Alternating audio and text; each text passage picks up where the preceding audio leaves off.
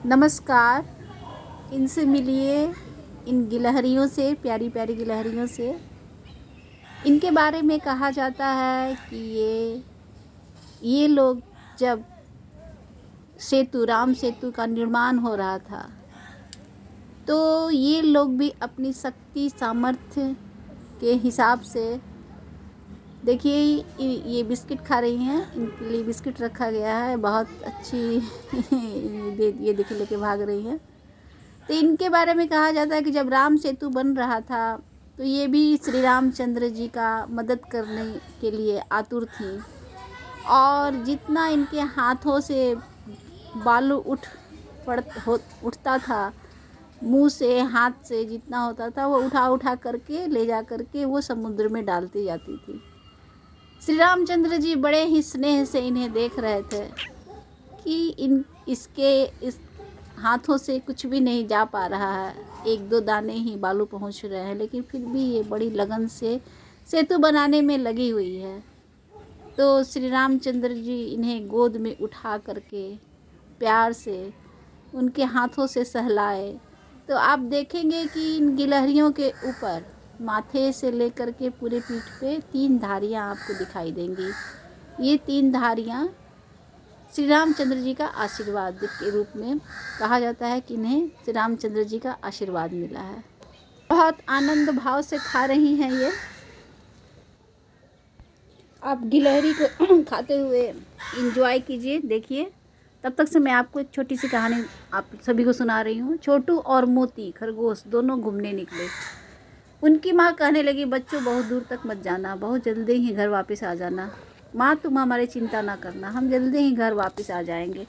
छोटू ने कहा। छोटू और मोती दोनों ही अभी छोटे थे, इसलिए उनकी माँ उन्हें अकेले घूमने कम ही भेजा करती थी। दोनों घूमते घूमते गाजर के खेत में घुस गए। लाल लाल गाजर देखकर दोनों बड़े खुश हुए और जल्दी जल्दी गाजर खाने लगे। वे खाते भी जाते और चारों ओर देखते भी जाते थे।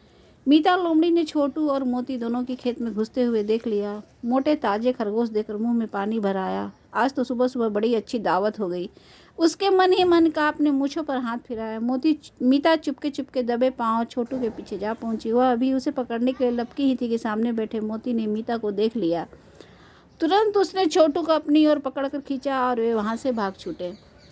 छोटू और मोती के दिल जोर जोर से धड़क रहे थे। वे तेजी से भागते ही जा रहे थे, पर मीता लोमड़ी भी शिकार हाथ से छूट जाने से खिजलाई हुई थी। वह भी बराबर उनके पीछे ही दौड़ रही थी। दोनों बार बार पीछे मुड़कर देख लेते और फिर दौड़ने लगते। छोटू और मोती दोनों गीली घास पर दौड़ रहे थे। मीता लोमड़ी को भीगी घास पर दौड़ने का अभ्यास न था, इसलिए वह पीछे रह गई।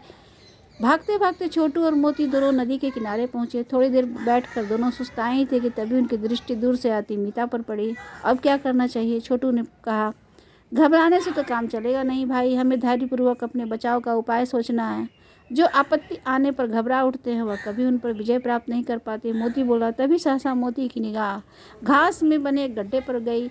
चलो हम दोनों इसमें छिप जाते हैं, मोती ने छोटू से कहा। दोनों तुरंत जाकर गड्ढे में बैठ गए। ऊपर से उन्होंने गड्ढे को घास से ढक लिया, जिससे वे बिल्कुल दिखाई ना पड़े।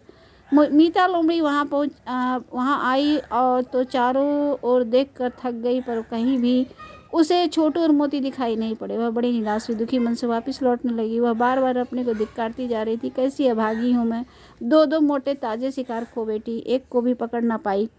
निराश और खींच भरे विचार से सदैव शक्ति का हास ही होता है। मीता का पैर भी चलते चलते गड्ढे में जा फंसा और वह एक मुंह के बल पर गिर पड़ी। गिरने से उसके पैर की हड्डी टूट गई। मीता ने उठने की लाख कोशिश की, उसका पैर जमीन पर सीधा रखा ही नहीं जा रहा था। अब मीता लोमड़ी अपनी सहायता के लिए चिल्लाने लगी। अरे जो भी यहाँ पर हो वह मुझ पर बड़ी विपत्ति में सहायता करे। उनकी आवाज़ छोटू और मोती ने भी सुनी। छोटू बोला, लगता है मीता लोमड़ी मुसीबत में फंस गई है।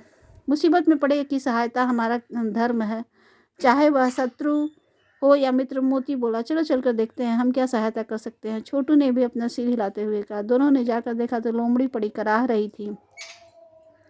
छोटू और मोती को देखते ही बोली, भैया भाइयों अब मैं तुम्हें कभी नहीं सताऊंगी, मेरी सहायता करो। मोती बोला, वादा करो कि आज से तुम हम जैसे छोटे जीवों को नहीं सताओगी। तुम ठीक करती हो, दीन दुर्बल प्राणियों को सताना कोई अच्छी बात नहीं। मीता लोमड़ी बोली। छोटू और मोती जाकर डॉक्टर को बुला लाए। उसने घास रख कर लोमड़ी के पैर पर पट्टी बांध दी जिससे वह चलने फिरने लायक हो गई। धन्यवाद छोटू भाई और मोती, तुमने मुझे शिक्षा दी है कि आपत्ति में पड़े हुए कि बैर भाव भूलकर भी रक्षा करनी चाहिए। तुम आज यदि मेरी सहायता न करते तो मैं न जाने कब तक पड़ी कराहती रहती। मैं भी आज प्रतिज्ञा करती हूँ कि सदैव दूसरों की सहायता किया करूँगी। मोती लोमड़ी ने। छोटू खरगोश बोला, देखा तुमने मोती भाई, किसी को डांट डपट कर नहीं वरन स्नेह और सद्भावना से बदल सकते हैं। मोती कहने लगा, हाँ तुम ठीक कहती हो, प्यार और भाईचारे से सभी कुछ संभव है।